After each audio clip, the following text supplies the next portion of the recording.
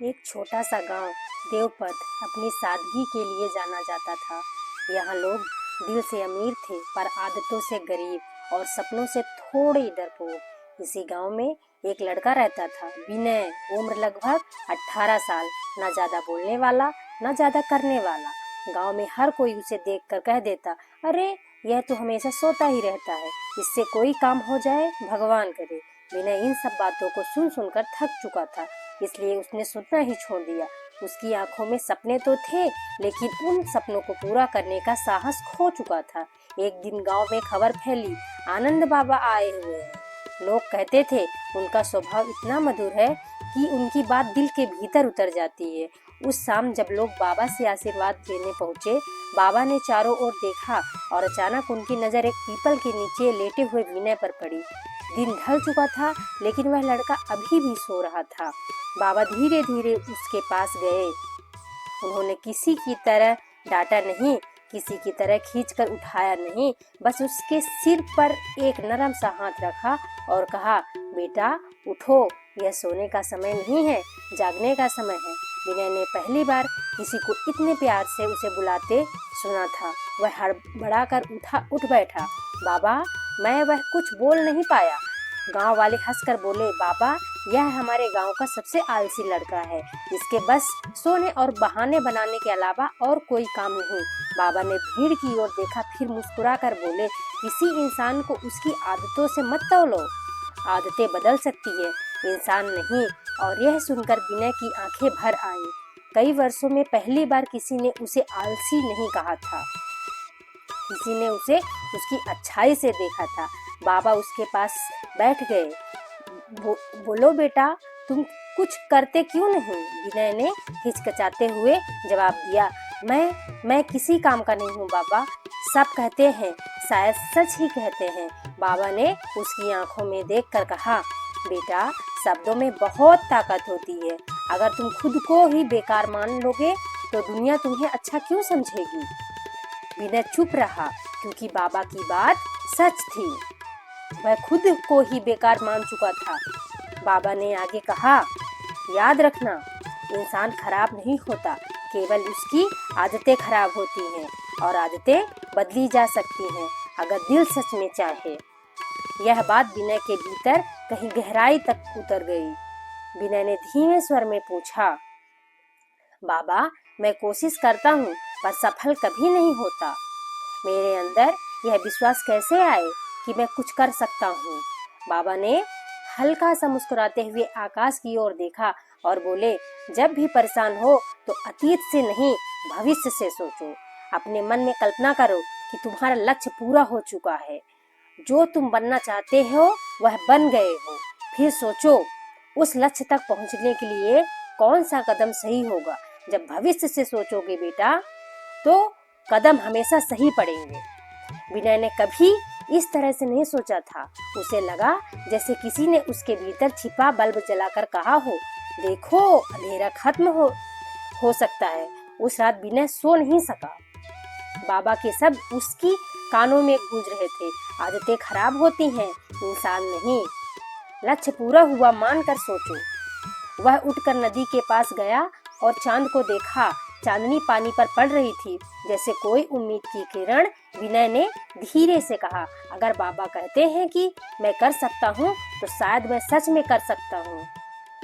अगली सुबह वह सूरज के साथ उठ गया। गांव के लोग हैरान थे, अरे यह तो सूरज के निकलने से पहले उठ गया। विनय ने खुद से कहा, आज मैं बस एक सही काम करूंगा। वह बाबा के पास पहुंचा। बाबा मैं सीखना चाहता हूँ, कोई छोटा सा काम बता दीजिए। बाबा ने उसे पास की छोटी गिरी हुई झोपड़ी दिखाई। बेटा इसे ठीक करना है, काम छोटा है लेकिन शुरुआत बहुत बड़ी। विनय ने लकड़ी काटी, घास बांधी, मिट्टी लगाया, धूप में पसीना बहा, लेकिन मन खुश हुआ।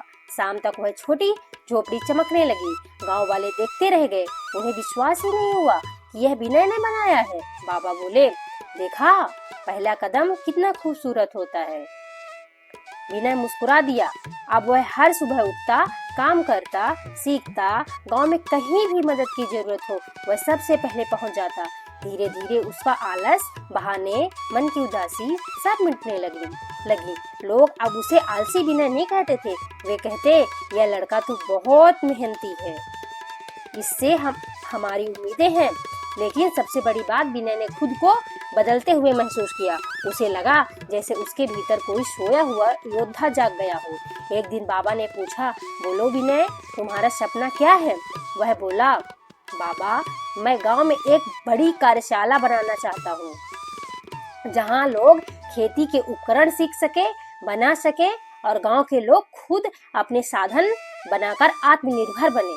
बाबा ने खुशी से आंखें चबका कर कहा, तो इस सपने को पूरा हुआ मानकर आज से काम शुरू कर दो। और उसी दिन विनय ने तैयारी शुरू कर दी। लकड़ी इकट्ठा की, पत्थर जोड़े, लोगों से मदद मांगने गया।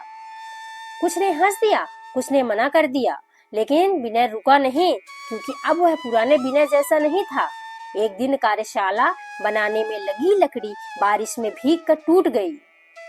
विनय निराश हो गया। उसने सोचा, शायद मैं सच में लायक नहीं हूँ।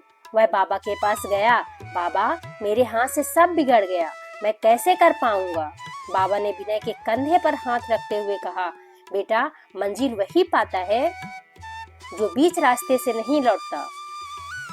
गिरने में गलती नहीं है, गिरकर वहीं रुक जाना गलती है।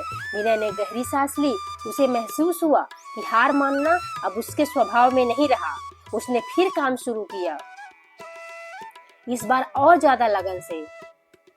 महीनों की मेहनत के बाद विनय ने गांव की पहली कौशल कार्यशाला बना दी। उसका सपना सच में पूरा हो गया। पूरे गांव ने खुशियां मनाई, लोगों ने फूल चढ़ाए और विनय को मंच पर बुलाया। पर विनय की नजरें तो सिर्फ एक व्यक्ति को ढूंढ रही थी, आनंद बाबा। वह उनके पैरों पर गिर गया। बाबा, यह सब आपके कारण हुआ है। बाबा मुस्कुराए और बोले, नहीं बेटा, यह तुम्हारे कारण हुआ है। मैंने तो सिर्फ तुम्हें जगाया था। चलना तुम्हारे पैरों ने शुरू किया। विनय की आंखें भर आईं। आज गांव के बच्चे विनय से सीखते हैं, युवक उसके साथ काम करते हैं और विनय हर नए लड़के को वही शब्द कहता है जो कभी बाबा ने उससे कहे थे, इंसान खराब नहीं होता बेटा, उसकी आदतें खराब होती हैं। आदतें बदलो, जिंदगी बदल जाएगी। विनय अब एक नाम नहीं, एक प्रेरणा बन चुका था। और देवपथ गांव में जब भी कोई उदास होता, वह पीपल के नीचे लगी उस बोर्ड को पढ़ लेता, भविष्य से सोचो, कदम खुद ब खुद सही पड़ते जाएंगे। आशा करती हूँ आपको ये वीडियो पसंद आई होगी। अगर आई हो तो प्लीज चैनल को लाइक एंड सब्सक्राइब कीजिएगा।